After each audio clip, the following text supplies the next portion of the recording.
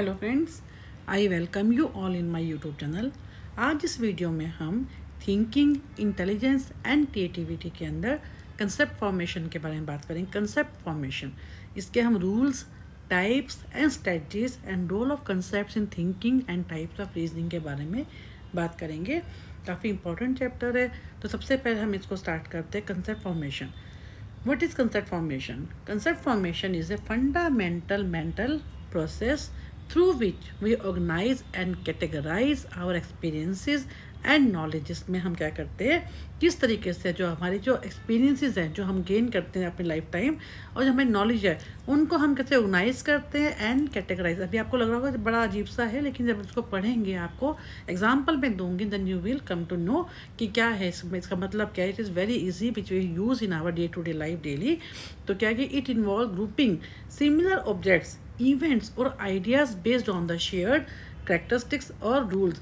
हम किसी शेयर जबकि सेम जिसकी करेक्टरिस्टिक्स होती है, उनके बेस के ऊपर हम कैसे एक जो है ग्रुपिंग बना लेते हैं, और उसके बेस पे अपनी नॉलेज को हम यूज़ करते हैं। Enabling us to understand and respond to the world more efficiently. For example, when a child learns the concept of fruit, जैसे एक छोटा बच्चा, उसको हम सिखाते हैं फ्रूट के बारे में, ठीक है। They begin to identify apples को, बनानास को, ऑरेंजेस को। तो यानी जब बच्चे को ये बताया जाता है कि फ्रूट है, तो उसको हम ही start to identify apples, bananas है, ऑरेंजेस है, and as belonging to the same, क्योंकि जो है ऑरेंज हो, चाहे बनाना हो, चाहे एप्पल हो, ये सभी इसके अलावा और भी जितने फ्रूट्स हैं, वो बिकॉज हम उसको फ्रूट के बारे में बता रहे हैं, सो ही और she will be able to identify that it is a fruit based on the features like taste, colour और the fact that grow on the trees. तो ये हमारा क्या है कंसेप्ट फॉर्मेशन में, जिसमें क्या होता है, ये एक फंडामेंटल मेंटल प्रोसेस है through which we organise and categorise our experiences and knowledge. अब क्या रूल्स, अब क्या है, क्योंकि हम जो बात कर रहे हैं आपके यूजीसी के सिलेबस के हिसाब से बात कर रहे हैं कंसेप्ट फॉर्मेशन। अब हम बात करेंगे रूल्स की। रूल्स में क्या होता है, rules helps us to decide what belongs to a concept, कि क्या चीज़ जो है कंसेप्ट से बिलोंग करती है, क्या चीज़ नहीं करती। Concepts are usually form through identifiable rules that help determining कि व्हाट बिलोंग्स टू एक कैटेगरी, और क्या चीज़ हमारे एक पर्टिकुलर, जैसे हमने बात की कि अपने एक्सपीरियंस की हम बात करते हैं, हम ये देखते हैं कि जब हम ग्रुपिंग की हमने बात की कि क्या चीज़ उसके के साथ जो है मैच करती है, क्या चीज़ नहीं करती, कौन सी चीज़ ऐसे जो इस पर्टिकुलर कैटेगरी में आएगी और कौन सी ऐसी जो कि उस कैटेगरी में नहीं आएगी। And one of the basic rule is the conjunctive rule, where all features must be present for something to be classified under a concept. जैसे हम कहते हैं, फॉर एग्जाम्पल, जैसे हम कहते हैं एक स्क्वायर है, हम एक स्क्वायर की बात करते हैं, इसका मतलब क्या है, must have 4 equal side and 4 right angles if इधर फीचर इज मिसिंग। इसका हम कहेंगे ये स्क्वायर नहीं है। कहने का मतलब क्या है कि फिर जो भी हम किसी ऑब्जेक्ट की बात करते हैं, किसी चीज़ की हम बात करते हैं, उसके लिए, उस कंसेप्ट को पूरा करने के लिए सारे features, where all features must be present, हम तभी उसका नाम लेंगे कि ये जो है इस कैटेगरी में आता है। हमने फ्रूट के बारे में कहा, तो फ्रूट का जैसे टेस्ट है ना, उसका कलर है, उसका उस कैटेगरी में वो आना चाहिए, वो सबके सब उसमें फीचर्स होने चाहिए। Only then we call that particular, उसको हम तभी उस कैटेगरी का उसको नाम देते हैं। फिर इन कंट्रास्ट, डिसजंक्टिव का मतलब क्या, डिसजंक्टिव रूल क्या कहता है, allows membership if at least one of the several. अब इसमें हमने ऑल की बात की थी, इसमें हम क्या कहेंगे, वन ऑफ द सेवरल, जो बहुत सारे फीचर्स हैं, उनमें से कोई भी एक फीचर जो होता है कि वो प्रेजेंट है। Like classifying something as a vehicle, जैसे हम कहते हैं इफ़ इट इज़ इधर, चाहे वो 2 व्हीलर हो, चाहे वो 4 व्हीलर हो, लेकिन उसमें एक भी फीचर है, then we say that it is a vehicle. The relational rule, इसमें क्या होता है, it is based on the relationship between element. जैसे हम कहते हैं कि A is greater than B, यानी ए और बी का आपस में रिलेशनशिप है, चाहे वो ए जो है बी से ग्रेटर है या स्मॉल है या इक्वल टू है, यानी क्या है, इसको हम क्या बोलते हैं, relational rule. Another is the conditional. Conditional का मतलब क्या है, where an object belongs to a category only under specific condition, if और देन पे जो बेस्ड होता है। Example, if a creature is flightless and large with strong legs, इसका मतलब क्या है, it may be classified as an ostrich. कोई ऐसा जो है क्रिएचर है जो कि क्या है, उसकी स्ट्रॉन्ग है ना, और जो क्या है जो शांति प्रिय भी है लेकिन वो क्या है स्ट्रॉन्ग लगता है, इसका मतलब क्या है वो ostrich. Just I am giving an example, आप कुछ भी कर सकते इफ एंड देन की कंडीशन पे होते हैं when an object belongs to category only under certain condition. अगर जैसे हम कहते हैं कि अगर ऐसा होगा तो वैसा होगा, तो इसका मतलब क्या है कंडीशन हमने लगा दी वो एक पर्टिकुलर कंसेप्ट से हम उसको आइडेंटिफाई करने के लिए। तो ये हमारे कौन कौन से रूल्स हो गए, फर्स्ट हमारा क्या हो गया कंजक्टिव रूल, सेकंड हो गया disjunctive rule, third is relational rule and fourth is conditional rule. तो इस तरह से हमने टोटल 4 रूल्स की बात की। नेक्स्ट हमारा है टाइप्स ऑफ कंसेप्ट। क्या होता है, concept can be categorise into several types. Concrete concepts are those that refer to the. अब जब हमने टाइप्स की बात करें, इसमें नंबर 1 पे हमने बात करनी है कंक्रीट की। इसमें क्या होता है, those that refer to physical objects जिनको हम टच कर सकते हैं, सी कर सकते हैं, सच एज डॉग है, चेयर, कोई भी ऐसी चीज़ जिसको हम टच भी कर सकते हैं, डोर हो गया है ना, कोई फिजिकल ऐसी चीज़ जिसको हम, फ्रिज है, टीवी है, जिसको हम टच भी कर सकते हैं और देख भी सकते हैं।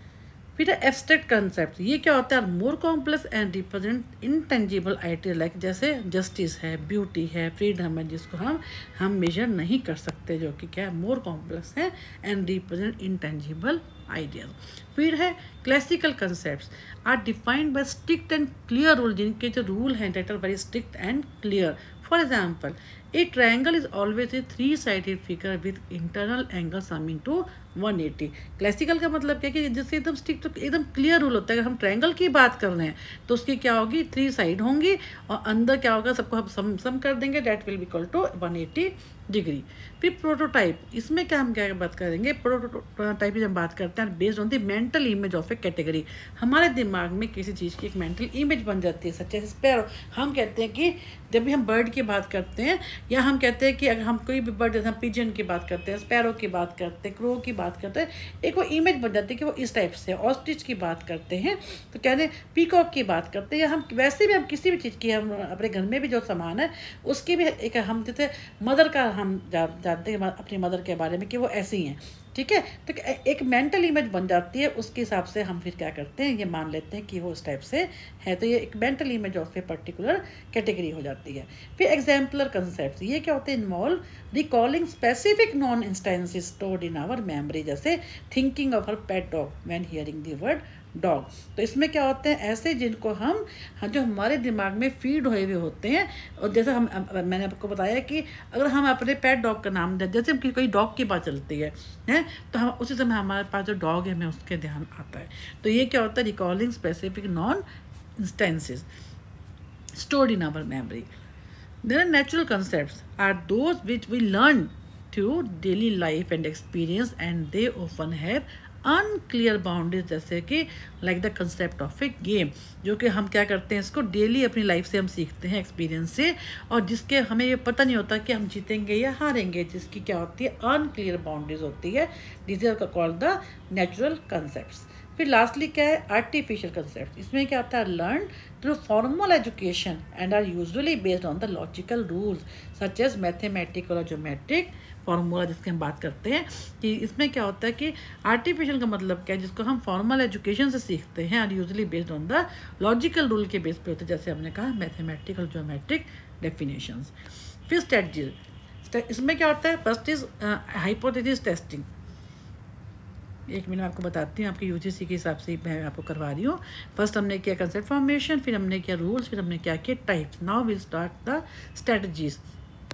स्ट्रेटजीज की हम बात करें तो फर्स्ट क्या होता है, hypothesis testing.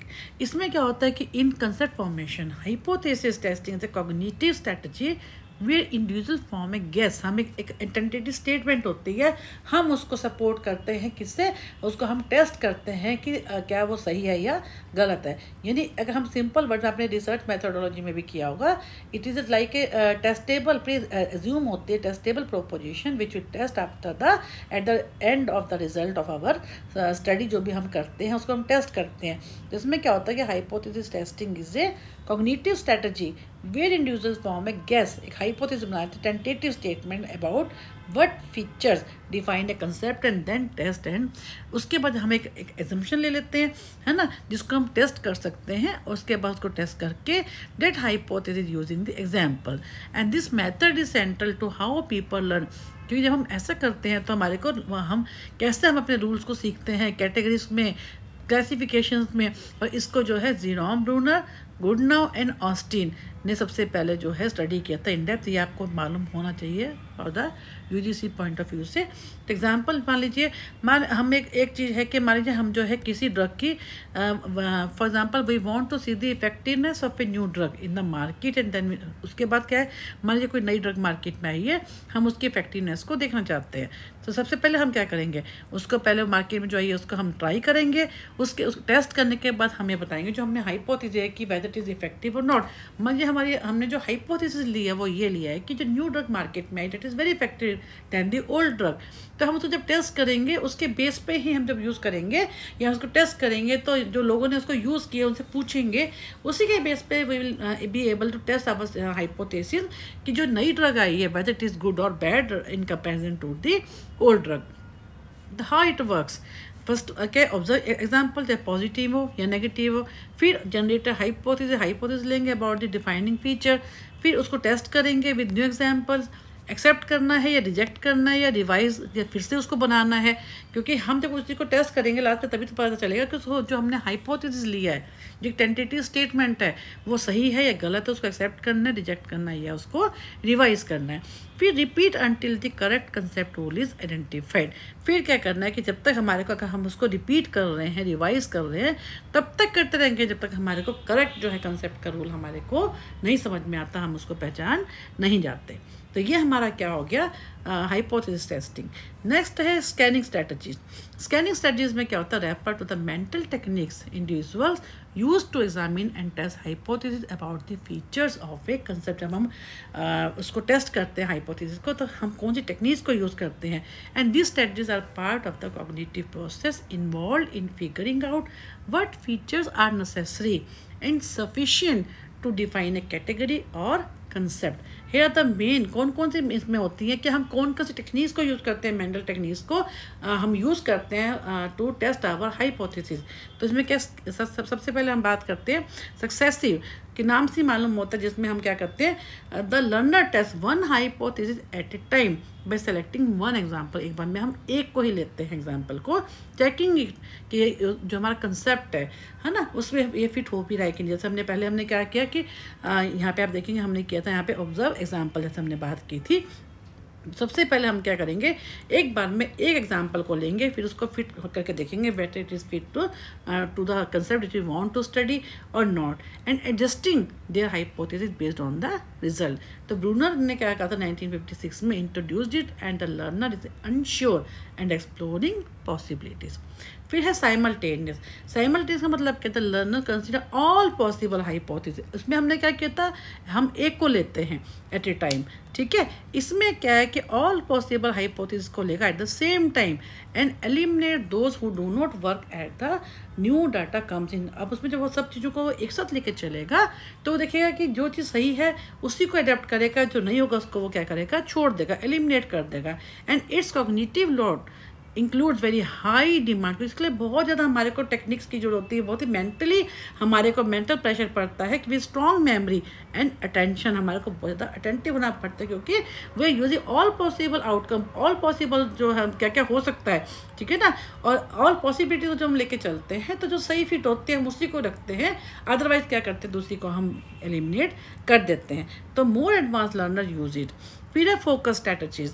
Focus strategies are approaches learners use to choose example और features when trying to figure out a concept. They guide how people test, कैसे लोग उसको टेस्ट करते हैं और डिफाइन अपने हाइपोथेसिस को टेस्ट करके एक्सेप्ट करते हैं, रिजेक्ट करते हैं या उसको फिर से रिपीट करते हैं, डिफाइन करते हैं, उसके बारे में पता चलता है, उसको हम गाइड करता है कौन, focus strategies. And they are part of the active hypothesis testing. इसमें क्या कहते हैं, रूल बेस्ड होती है लर्निंग। और मेजर्स में कौन कौन सी फोकस स्ट्रेटजीज हैं, एक होती है कंजर्वेटिव, एक होती है फोकस। कंजर्वेटिव का मतलब कहता है learner focus is on and on one positive instance, एक पॉजिटिव नेगेटिव दोनों होते हैं। कंजर्वेटिव की मैंने talk about the conservative focusing strategy, तो learner focus is on one positive instance and then test only one feature at a time, जो मैंने ऊपर बात की है साइमल उसकी जो है सक्सेसिव की हमने बात की थी, इसमें एक चीज़ को वो लेता है। इस ढंग से हमने क्या किया है कि इसमें focus is on the one positive instance and then test only one feature at a time by varying other features in that next examples. फिर मोस्ट एफिशिएंट स्ट्रेटजी है conservative and it is used when learner wants to minimise errors and isolate relevant features. फिर है focus में क्या करते हैं again कि the learner quickly guesses and test a rule by assuming more than one feature. इसमें क्या होता है, हमने ओनली वन लिया था, इसमें हम मोर देन वन की बात कर रहे हैं। साइमल्टेनियस में हमने क्या किया था, सभी को लेकर चलता है। सक्सेसिव हमने एक को लेकर गए थे, तो successive is just like conservative. But when you talk about the focus gambling, तो मोर देन वन की बात करें, ना कि हम सारे पॉसिबल आउटकम्स की बात कर रहे हैं। तो इसमें क्या होता है, more than one features important takes risk, उसमें रिस्क लेगा वो। फिर learners who want fast result, क्योंकि वो एक से ज़्यादा आउटकम को लेकर चल रहा है, एक से ज़्यादा फीचर्स को लेकर चल रहा है, तो क्या कर रहा है वो कि फास्ट रिजल्ट आते हैं। इसमें रिस्क रहता है क्योंकि वो एक से ज़्यादा को लेकर चल रहा है, उसको ये देखना पड़ेगा कि उस चीज़ को कि किस चीज़ को उसने अडेप्ट करना है और किसको उसको छोड़ना है। फिर attribute listing. Attribute listing is a technique where a concept और object is broken down into its basic parts or features and each part is examined individually to understand, improve और innovate। यानी एट्रीब्यूट का मतलब कि एक attribute के base के ऊपर जहाँ पे किसी भी कंसेप्ट को ऑब्जेक्ट को हम क्या करते हैं डिफरेंट पार्ट्स में एज पर इट्स फीचर्स हम क्या करते हैं उसको बांट देते हैं, ब्रोकन, ठीक है। और हर पार्ट को बाद में एक एक पार्ट को इंडिविजुअली क्या होता है अंडरस्टैंड, इम्प्रूव और इनोवेट के लिए उसको अंडरस्टैंड कहने का मतलब उसको हर पार्ट को उसको एग्जामिन किया जाता है। In psychology attribute listing is used for concept formation. जब हम एट्रीब्यूट लिस्टिंग की बात करते हैं, because we are talking about the psychology UGC exam, तो उस केस में हम क्या करते हैं कंसेप्ट फॉर्मेशन में यूज होता है एट्रीब्यूट लिस्टिंग, जिसमें to identify which features are necessary और sufficient to define a concept. क्योंकि हमने इसमें क्या कहा है कि हम डिफरेंट पार्ट्स में इसको एज पर फीचर हम क्या करते हैं बेसिक फीचर के बेस के ऊपर, बेसिक पार्ट्स के बेस पे हम उसको हर पार्ट को एग्जामिन करके डिवाइड करते हैं। तो इसमें क्या होता है कि कौन सा फीचर जरूरी है, सफिशिएंट है, उसके लिए कंसेप्ट फॉर्मेशन के लिए हम क्या करते हैं उसको आइडेंटिफाई करते हैं। फिर क्रिएटिव थिंकिंग में काम आता है to think of new ways to use change और combine factors of an idea of an object, जिसमें हम प्रॉब्लम सॉल्विंग करते हैं। कॉग्निटिव साइकोलॉजी में to study how individual attend to और mentally process features of the stimuli, कैसे हमारे जो इंडिविजुअल हैं हम लोग हैं, कैसे हमारा ब्रेन, हमारे मेंटल प्रोसेस जो है वो काम करते हैं, इसके बारे में।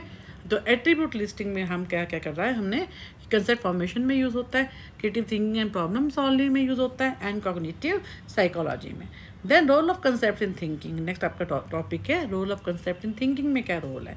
Concepts are the mental categories that help us to think in an organized and सब एफिशिएंट वे में। हम इस चीज़ को हम एक मेंटल कैटेगरी होती है कि मेंटल इमेज बन जाती है, उसके हिसाब से हम क्या करते हैं इसको क्या करते हैं एक हमारे को उस ढंग से सोचने के लिए एक ऑर्गेनाइज्ड वे में, एफिशिएंट वे में सोचने में हमारी हेल्प करता है कंसेप्ट। तो इसमें क्या कौन कौन से होते हैं, नंबर 1 पे आ गया reduce cognitive load. Instead of thinking about every detail, हमें क्या है आपको ये मालूम होना चाहिए कि रेड्यूस कॉग्निटिव लोड क्या होता है, जिसमें क्या होता है instead of thinking about every detail की जगह हम क्या करते हैं वो use concept to group formation। example, we do not analyze every car, you just think about vehicle। यानी हम एक ग्रुप इन्फॉर्मेशन हम मान लेते हैं जब व्हीकल है तो वो ऐसा होगा, ये नहीं कि हम एक एक कार को क्या पता के देखें हैं कि ये व्हीकल है कि नहीं। तो कहने का मतलब ये है कि instead of thinking about every detail हम क्या करते हैं वो use concept to group information.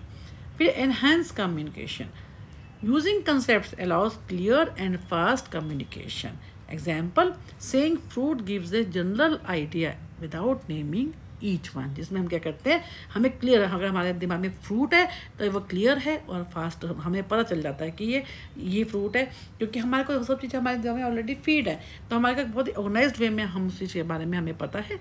तो कहने का मतलब कि इसे हम ईजिली बता सकते हैं कि ये फ्रूट है। 8 problem solving by recognizing patterns and rules, क्योंकि हम पैटर्न्स की बात कर रूल्स की बात कर रहे हैं। We apply known concepts to new problem. Example, solving math problem by applying known formula, जो हमारे को अगर फार्मूला पता है तो हम ईजिली जो है मैथ के सम्स को हम सॉल्व कर सकते हैं। improve memory, and concepts help in organizing and retrieving related information. जैसे grouping all animals together helps recall better. फिर facilitate learning. Learning new things becomes easier when we can relate them to existing, क्योंकि हमारे already हमारे दिमाग में जो existing knowledge है stored है, हम उससे जो न्यू इन्फॉर्मेशन को कैसे करते हैं, कैसे उसको यूज़ करते हैं to gain the new information, that is called the facilitate learning. फिर types of reasoning next topic है आपका according to UGC syllabus.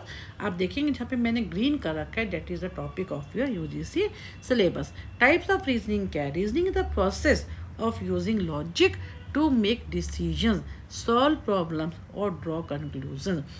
It allows us to go beyond what is directly observed and reach new. क्योंकि हम जब हम इसकी बात करते हैं रीजनिंग के, हम क्या करते हैं, बियॉन्ड जाने की हम बात करते हैं. और हम ताकि रीजनिंग सोचते हैं, जब हम बहुत ज़्यादा आगे तक का सोचते हैं तो ऑब्वियसली हमारे को न्यू इंसाइट होती हैं, हम वहाँ तक पहुँच पाते हैं. जहाँ पे रीजनिंग होता है इसका मतलब जब हम मेंटल रिहर्सल की हम बात कर रहे हैं. अब क्या है कि डिडक्टिव रीजनिंग क्या होती है? Deductive reasoning starts with general principles and applies them to specific cases. यानी हम क्या करते हैं, it follows a top down approach where if all the premises are true the conclusion must also be true. जहाँ पे हम क्या करते हैं, जनरल प्रिंसिपल की बात करते हैं, जनरल के बेस के ऊपर हम क्या करते हैं, जनरल के बेस पे हम क्या कहाँ पे जाते हैं, स्पेसिफिक पे. ठीक है, यानी इसको हम क्या कहते हैं, टॉप डाउन. यानी ये हमारा जनरल है, जनरल से हम क्या करते हैं, स्पेसिफिक पे आते हैं. This is called the deductive reasoning. It follows a top down approach. Top का मतलब क्या, जनरल, डाउन का मतलब क्या, specific. Where the premises are true the conclusion must also be true. And this type of reasoning is commonly use in mathematics. क्योंकि हमें math का, हमें एक सम मिल गया, हमारे को उसका पूरा फार्मूला पता है. अब उसको हम जैसे अब आप देखा होगा आपने, जो जब हमें स्टैटिस्टिक्स का एमए का एग्जाम दिया होगा तो आपको फार्मूला पता है, तो आप स्टेप बाय स्टेप उसको सॉल्व करते हैं ना. And law and formal logic where conclusion are certain as long as the rules are. हम उसको रूल को फॉलो करते जाएंगे, अपने कंक्लूजन तक पहुंचते जाएंगे. फिर इंडक्टिव रीजनिंग, जिसमें क्या होता है कि स्पेसिफिक टू हम जनरल पे पहुंचते हैं. जैसे हमने वहाँ पे हमने किया था जनरल टू स्पेसिफिक. डिडक्टिव में इंडक्टिव का मतलब है जहाँ पे हम स्पेसिफिक से जनरल पे आते हैं. For instance, if you see that sun has risen every morning of your life, you might conclude that it will rise tomorrow as well. हमें पता है कि ऐसे, क्योंकि सन जो है हमने देखा, आज हमने देखा कि सन जो है इस ईस्ट में निकला है या इस जगह से निकला है. ठीक है, ये I am just giving an example. आप किसी भी आपका कोई स्टडी करते हैं, हाँ, आपके जो रिजल्ट है आप उनको भी जनरलाइज कर सकते हैं कि इस सैम्पल में मैंने काम किया तो ये रिजल्ट आए हैं. आप इसको जनरलाइज भी कर सकते हैं. तो इसका मतलब इसी पॉपुलेशन का मैं और सैम्पल लूँगी तो रिजल्ट ऐसे ही मिलेंगे. तो हम कंक्लूड कर सकते हैं, यू मैट कंक्लूड एट इस एग्जाम्पल में कि it will rise tomorrow as well. Unlike deduction, inductive जो है वो प्रोबेबल है, नॉट सर्टेन है. ठीक है ना. डिडक्टिव में क्या करते हैं हम, क्योंकि जनरल से हम उस पर आते हैं. लेकिन अनलाइक डिडक्शन का मतलब क्या है, इसके अपोजिट क्या है, ये जो इंडक्टिव में क्या होता है, ये प्रोबेबल होते हैं, नॉट सर्टेन. क्योंकि ये क्या होते हैं, स्पेसिफिक से हम जनरल पे जा रहे हैं. And this kind of reasoning is very common in science where repeated experiment lead to general theories and law. तो जैसे मैंने आपको बताया कि हमने एक सैम्पल के ऊपर स्पेसिफिक पॉपुलेशन पे हमने काम किया और हमने बताया कि हमारे रिजल्ट क्या है. अगर हम इसी पॉपुलेशन पे और सैंपल लेंगे तो रिजल्ट क्या होंगे, वो सेम आएंगे. हमने क्या कर दिया, इसको जनरलाइज कर दिया. मान लीजिए सपोज कि आपने अगर वो रिजल्ट सेम नहीं आते तो it might be due to, हमने हो सकता है चांस है होता था हमने पॉपुलेशन का जो जिस पे हमने किया था उसकी पॉपुलेशन में बच्चे ज़्यादा थे या बूढ़े ज़्यादा थे. इस वाली में थोड़ा सा फ़र्क है, एज का फ़र्क है, या किसी को कोई और प्रॉब्लम हो सकती है, एज की है या फीमेल ज़्यादा हो सकती है या मेल. कहने का मतलब ये कि कोई जरूरी नहीं है कि हम प्रोबेबल, इसको मैं कहते हैं कि जो रिजल्ट होते हैं डैट मे बी करेक्ट और मे नॉट बी करेक्ट. हम थोड़ी तरह इसमें सर्टेनिटीज हम नहीं कह सकते कि ऐसा होगा. लेकिन जब हम जनरल से स्पेसिफिक पे आते हैं then we are sure, damn sure कि हाँ, क्योंकि हमने जनरल को यूज़ किया है तो डेफिनेटली हम स्पेसिफिक पे आएंगे तो result will be more logical and more reliable and more certain. Abductive reasoning क्या होती है, involve choosing the best possible explanation for set of incomplete observation. It is commonly use, जैसे हम कहते हैं डायग्नोस्टिक में इसको यूज़ करते हैं, जैसे मेडिसिन में करते हैं.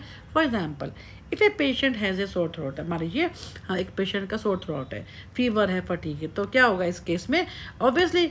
तो इन सब चीज़ों के बेस में क्या है, डॉक्टर में reason that the flu is the most likely cause, जिसमें सोर थ्रोट भी होता है, फीवर भी होता है, फटीग भी होती है।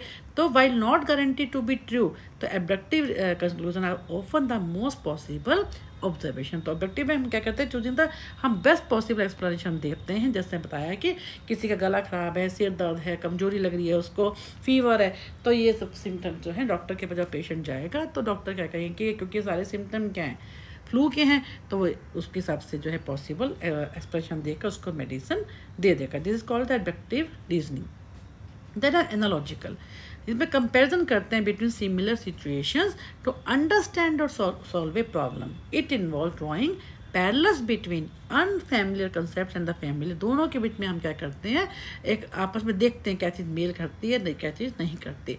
फैसिलिटेटिंग अंडरस्टैंडिंग एंड लर्निंग, जैसे example include explaining complex psychological concept through everyday analogies and enjoying case-based reasoning to solve new problem based on the similar past experiences. And this type of reasoning helps in learning and creativity by applying non-concept to unprecedented। क्या हमारे already हमारे पर knowledge है, हम उस तरह की same situation के हिसाब से अपनी इस नॉलेज को क्या करते हैं, कंपेयर करके देखते हैं।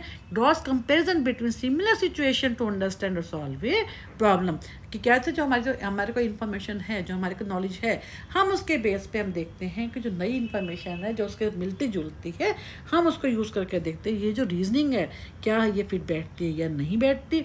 तो इसमें क्या होता है, help in learning and creativity, कि हम उसको अप्लाई करके देखते हैं by applying non concept to unfamiliar situation. फिर मोरल और एथिकल रीजनिंग क्या होती है, it involve thinking about what is right और wrong based on the values के बेस पे, नॉर्म्स के बेस पे और एथिकल प्रिंसिपल्स के बेस पे। For example deciding not to lie, हम कहते हैं हमें झूठ नहीं बोलना चाहिए, even when it may benefit you, it is the result of the moral reasoning, जिसमें हम क्या कहते हैं, हमें ये सोचते हैं हम कि हमारे लिए क्या सही और क्या गलत है, based on the values, norms और एथिकल principle.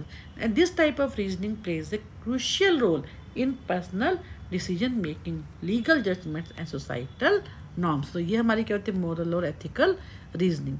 तो इस टाइप से आपने देखा जो है हमने कैसे कैसे आपका जो एज़ पर आपका यूजीसी सिलेबस है उसको, मैंने थोड़ा ये बड़ी वीडियो थी लेकिन इसमें बहुत इंपॉर्टेंट था ये चैप्टर कि कंसेप्ट फॉर्मेशन क्या होता है, कैसे हम एक मेंटल प्रोसेस के थ्रू हम कैसे करते हैं, कैसे जो इन्फॉर्मेशन को ऑर्गेनाइज करते हैं, कैटेगराइज करते हैं based on our experiences and knowledge. Rules क्या हैं, उसके टाइप्स क्या हैं, स्ट्रेटजीज क्या हैं, फिर role of concept in thinking क्या है, एंड टाइप्स ऑफ रीजनिंग जो हमने काफ़ी डिटेल में बात की है। तो इस वीडियो को हम यहीं पे फिर ख़त्म करते हैं। इसके अलावा आप देखेंगे जैसे ही यूजीसी का आप देखेंगे, जैसे एक मैंने जो एक टॉपिक है, जैसे आपका अभी हम करें थिंकिंग, इंटेलिजेंस एंड क्रिएटिविटी, इसके अंदर टोटल मान लीजिए 10 वीडियोस कवर होती हैं इस पूरे यूनिट में। तो आप देखेंगे अभी तो जैसे मैं आपको साथ सेपरेट वीडियो शेयर कर रही हूँ, and after complete all the 10 videos or completing after the complete unit like thinking, intelligence and creativity, मैं 10 की 10 वीडियो से एक सिंगल वीडियो मर्ज कर दूंगी ताकि आपको विदाउट एनी ब्रेक आप उसको 2 घंटे की 4 घंटे की वीडियो है, आप अपने हिसाब से उसको देख सकते हैं, पॉज कर सकते हैं, आगे अगेन कंटिन्यू कर सकते हैं, सो डैट आपको भी थोड़ा हेल्प रहे, आपका टाइम भी बच जाए, बार बार आपको नए ढंग से नई वीडियो ना देखनी पड़े। तो I thank you all for being the part of this free YouTube channel and request you to those who have not subscribe this channel, kindly subscribe and share this channel maximum because this is free and we are not taking any charges from you. तो मैं एक ही request करूँगी कि इसको subscribe करें, share करें ताकि maximum student इसके साथ जुड़ सके। Thank you one and all.